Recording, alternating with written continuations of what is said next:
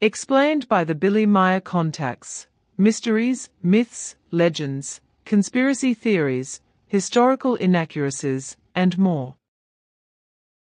Compiled by David Chance, revised October 18, 2023. Moon origin. Origin of the Moon. See also the Destroyer Comet. Contact Report 005.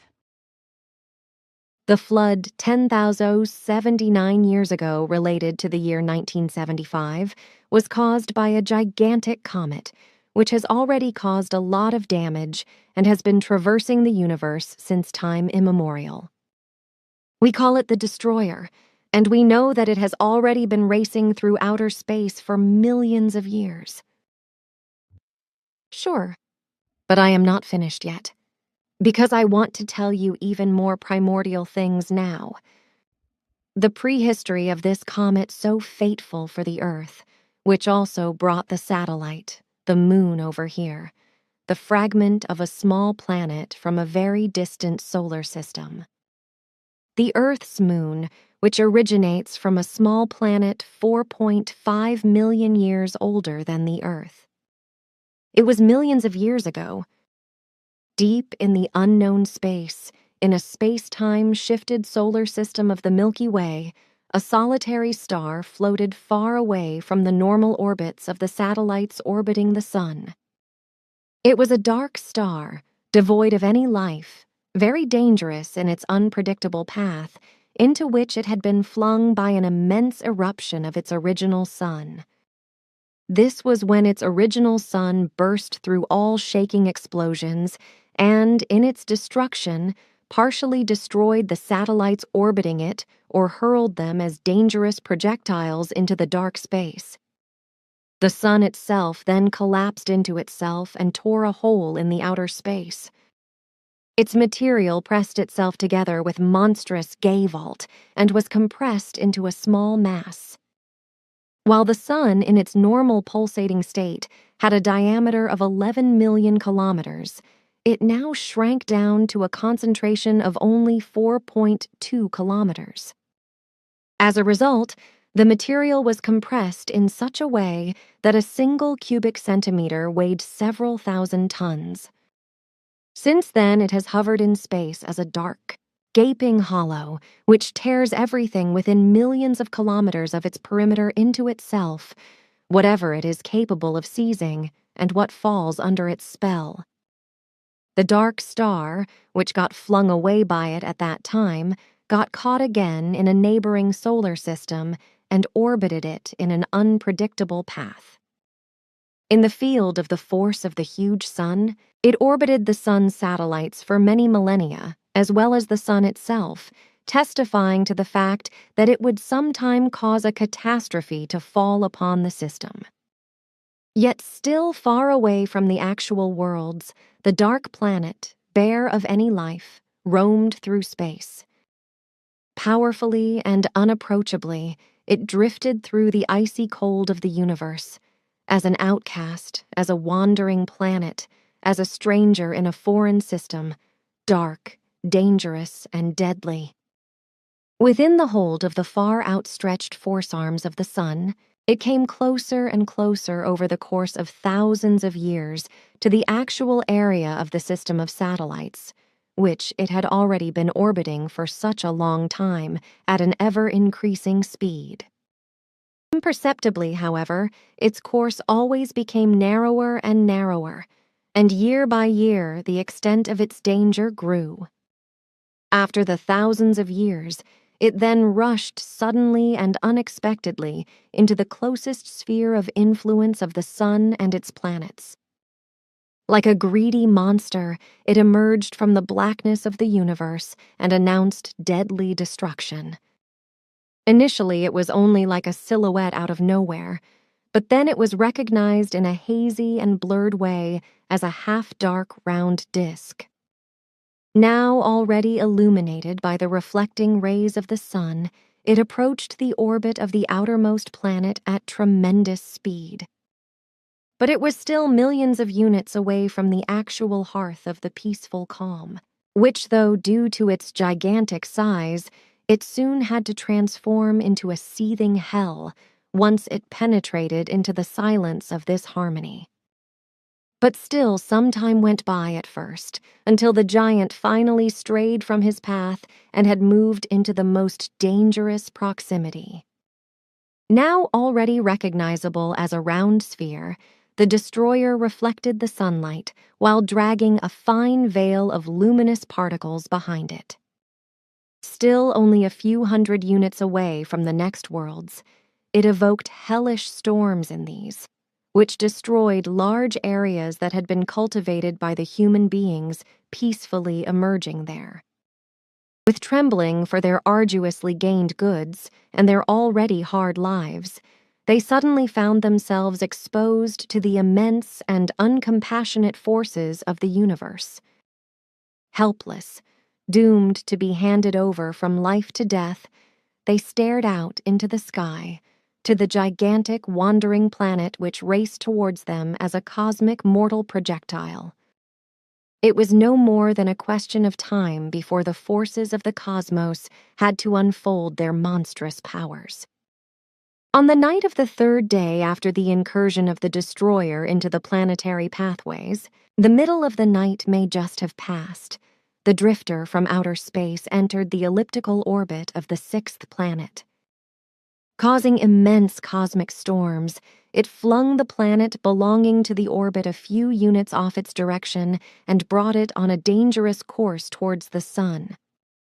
Monstrous eruptions and storms tore apart the peaceful appearance of the planet thriving in its magnificence. Letting mountains collapse and casting seas out of their beds, it sought a new path around its sun for itself. Full of horror and consternation over the immense forces of nature, the human beings fled into the vast plains that covered the planet in great numbers, but the unleashed forces of nature were stronger than the will and the saving idea of the human beings.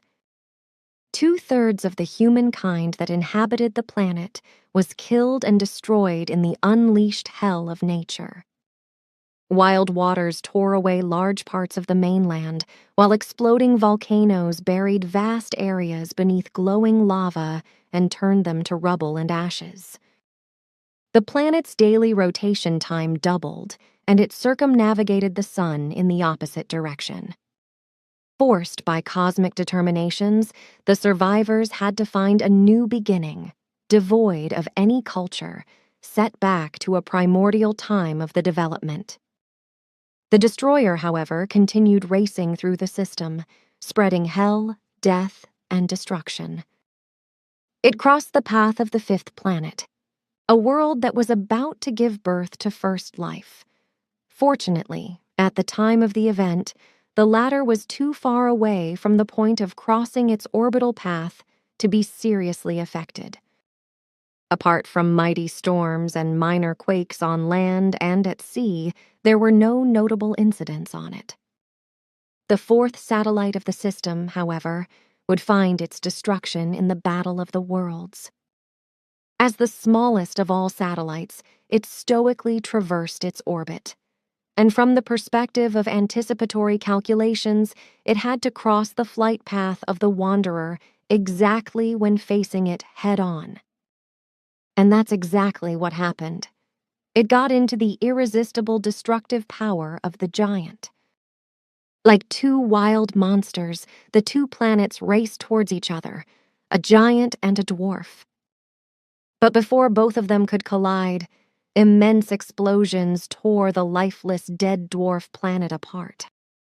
Its fragments were hurled out into the endless expanses of outer space, where they were captured as shooting stars or meteors by the forces of other stars and, burning up in their atmospheres, found their final end. Further parts of the dwarf were torn into the sun and were atomized. Other parts were torn into the destroyer and became there a part of itself. As if hurled by a giant's fist, one half of the dwarf planet shot away and through, a dimensional gate created by the hands of highly developed human beings into the unending expanses of the Milky Way's space towards a very distant target. Several times on its path, it got into the realm of suns and planets, was shaken, was hit by meteors and shooting stars, and thereby changed its shape. Already, after a few centuries, it had reached an angular, roundish shape. It was dead and barren, however, covered by many small as well as huge, deep craters, and was incapable of supporting life. By the forces of various systems, its speed was gradually slowed down, and it changed its course several times, until one day it was attracted by the sun of a system and broke into its sphere of influence. As dark, dead planet, it traversed all planetary orbits of the outer rings without causing any damage. It was not until the inner rings that it collided with some fragments of a destroyed planet, which nevertheless only tore deep craters into it. However, this caused its course to change once again slightly, with the result that it was driven parallel to the orbit of the second planet, which was already creating its first primitive life.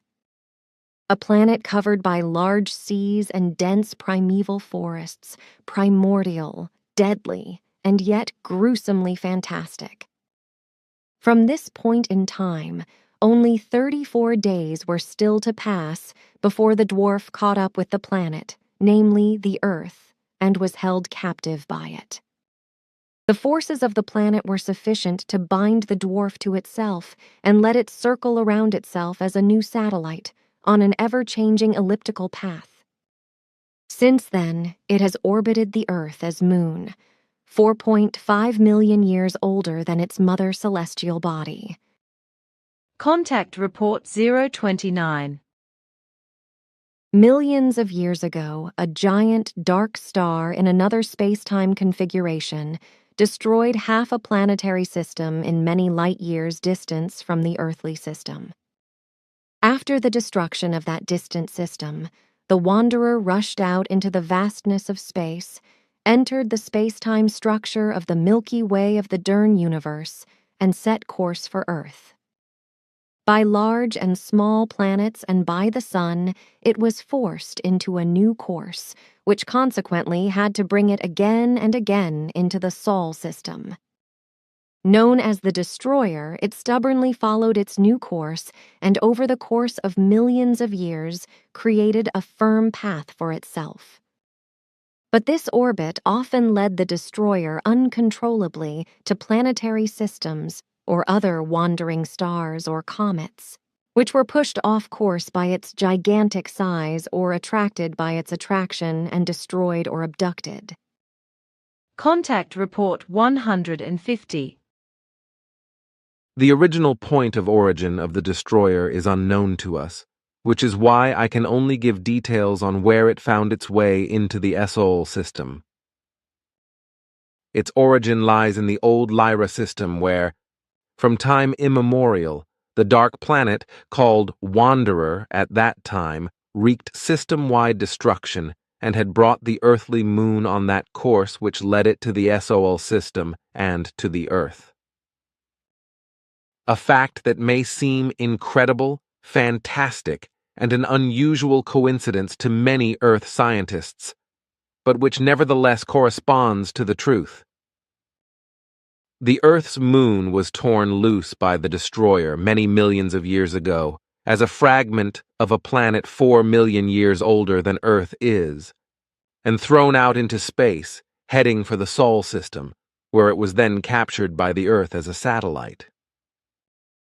Meanwhile, the destroyer, after colliding with the planet, followed the path of the planetary fragment much more slowly. This, for reasons unknown to us and as a result of events, we have never been able to clarify. In this connection, we can therefore only employ speculations with regard to similar events that are well known to us, but which do not satisfy us regarding the destroyer and its course to the Sol system behind the planetary fragment, which is why I would not like to explain our relevant thesis more closely, although for us it seems to be the only possibility why the destroyer also found its way to the Sol system, so it cannot be spoken of as a coincidence anymore. The Moon, the former planetary fragment, already joined the Earth as a satellite a few million years ago, while the much slower destroyer that followed it first entered the SOL system about 970,000 years ago, causing a tremendous Earth catastrophe. Contact Report 207. Today, I first have a question about your space-time configuration, which is practically another dimension, but which is equally directed to ours and, therefore, is equally material. Our universe is called the Dern universe. How is it with our dimension and your dimension? What do you call these? We denote your dimension with the term Goran, while we call ours Cirrus. Aha, and these two dimensions, respectively, these two different space-time configurations, are materially identical in their build-up and existence. That is of correctness. And as it stands with the destroyer, then, it would also have to consist of matter, as this is also existent in our space-time configuration, right? That is also of correctness. Then another question with regard to Earth's moon.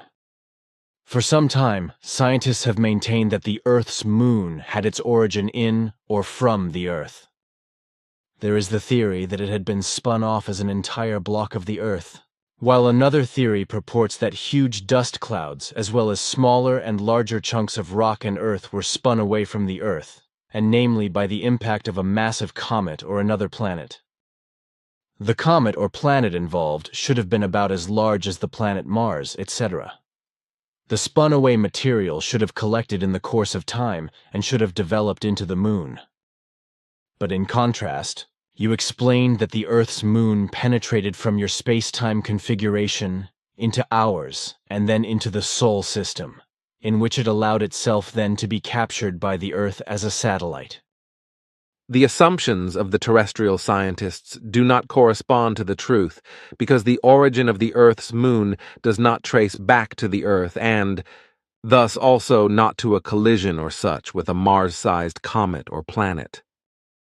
The moon found its way out of our space-time configuration at an early time and penetrated into yours, after which it was held by the Earth by its force of attraction and orbits around the planet since that time, deviating more and more from the Earth, and it still influences the Earth's rotation today as it did at the very beginning, and thus creates a braking effect. You have already explained this to me before. But how is it with the matter of the moon? Of what kind is it? It is, at least in certain parts, the same as the matter of the Earth, but other forms of matter also appear. Also, the isotopic compositions, with respect to oxygen, etc., are largely similar and sometimes even identical with those of earthly matter. Unfortunately, this fact will one day lead to the scientific false diagnosis that the Earth's moon was formed from ejected matter of the Earth. Contact Report 220.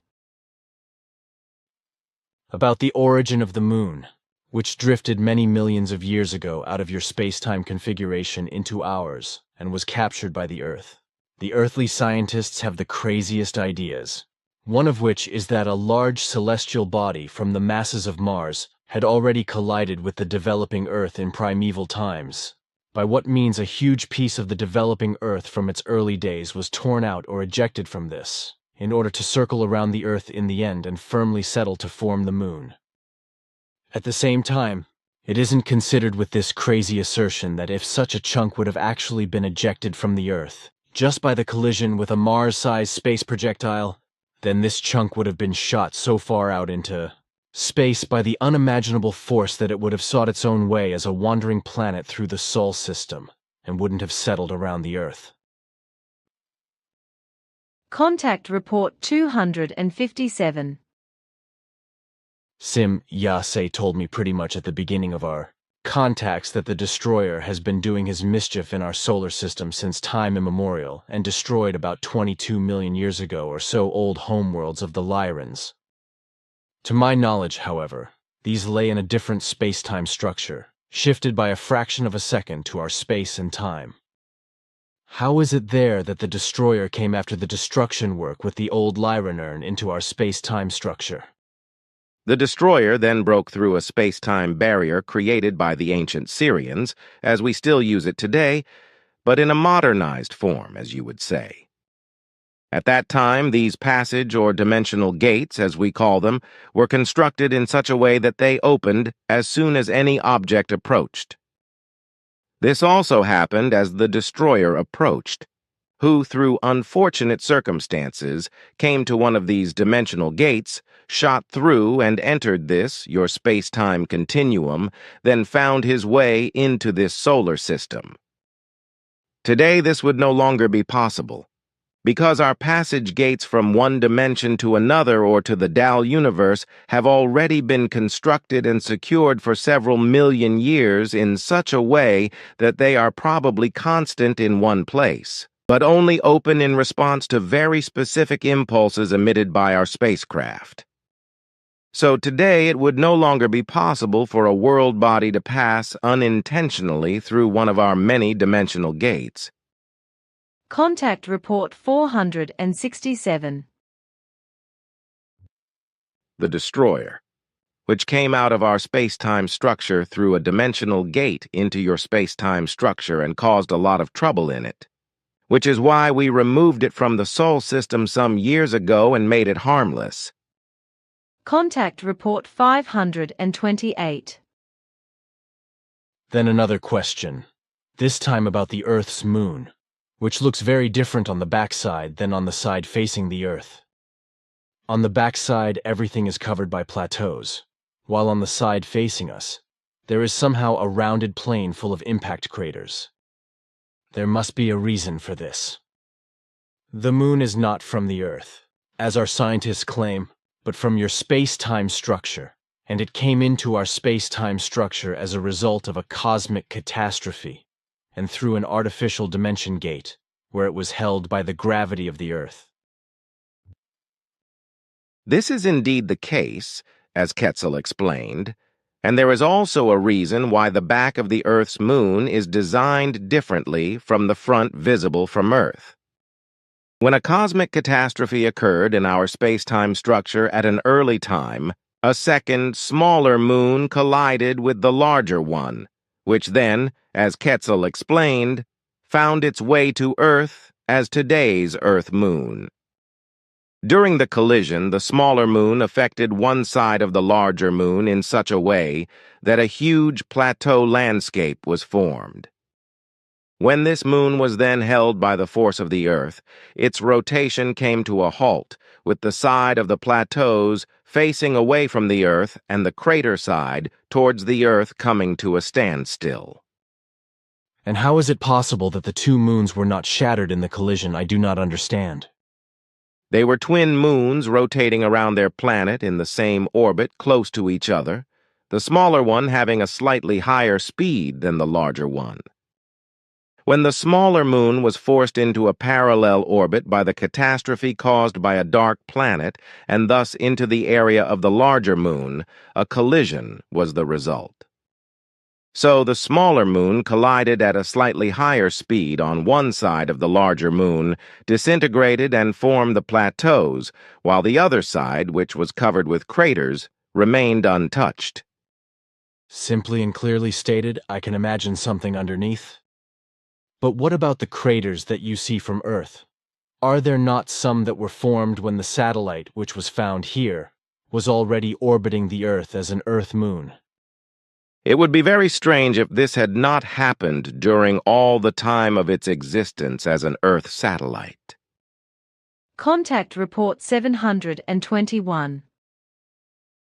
And the fact that we also brought this teaching to Earth at an early time was due to the fact that our ancestors discovered a natural dimensional gate 22 million years ago by chance, which is located here in the Dern universe about 120 light-years beyond the Pleiades stars known to you. The dimensional gateway was discovered because a moon from our Ankar universe that had drifted from an exploded planet entered the Dern universe through this dimensional gateway, which our ancestors investigated and then found to be Earth's satellite. Contact Report 838.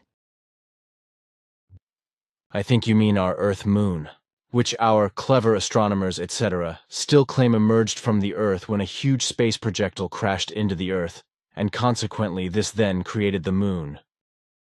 No moon of the planets of this solar system is created in this manner. Universally, I am referring to all 7 universes of the image of the creation in which we exist in one. According to our knowledge, only in the rarest of cases should such occurrences happen that moons emerge from planets, if at all, because in any case, nothing of the kind is known to us. In all 7 universes that we know, but in which we ply Aaron, are only interested in our universe and yours, for the sake of the Earth humans. Because the teaching of Nocodemian was brought here, nothing of this kind is known to us, that a moon has split off from a planet and formed a separate entity revolving around it. If I remember correctly, yes. The Earth's moon came here about 25 million years ago and settled around the Earth, but one star was nudged away from the Earth's orbit, which today... About that, I know you are not supposed to say anything, because it is disputed anyway by the earthly experts, as astronomers and the like call themselves.